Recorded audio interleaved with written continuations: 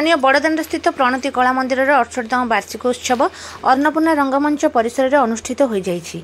एथिरे मुख्य अतिथि भाव ओडिशा नाटक एकाडेमी संपादक सुधांशु मोहन द्विवेदी योगदान करथिबा बेले सम्मानित अतिथि भाव प्रणति कला मंदिर सभापति सुरेन्द्रनाथ दास, उपसभापति चक्रधर महापात्र, संपादक डॉक्टर राधेश्याम रथ, सांस्कृतिक संपादक विजय कुमार पंडा एवं परामर्शदाता भाव गुरु आर्तत्राण शतपथी प्रमुख योगदान करी कार्यक्रम को शुभ उद्घाटन करथिले।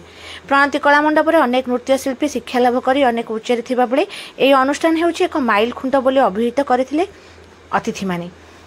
यापर प्रणति कला मंदिर छात्र छात्री मान द्वारा नाटक पराजित नायक परिवेषण करा जायतिला, जहार नाट्यकर भाव गणेश महापात्र रहिथा बेले नाटकर निर्देशक भाव रामकृष्ण महापात्र एवं नाटकर संगीत सजाई विनय दास।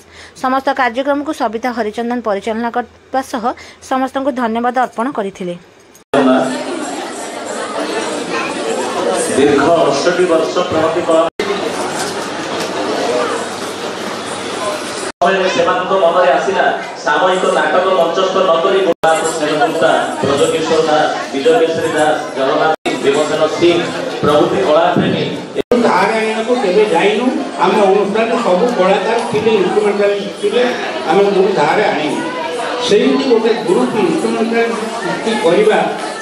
बर्तमान अनुष्ठान निज नाटक हम गीतनाट्य मुझे लिखी पुनः भाई नाटक लिखे आम पाखे रही आम बाहर किसी दायी नाचरे आम बाहर कौन गीत आणु आम निजे लिखु निजे कंपोज करूँ आम गीत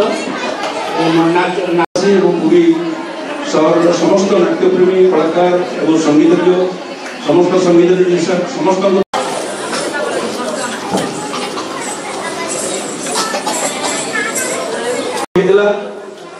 आम नाटक कौन ना कौन एक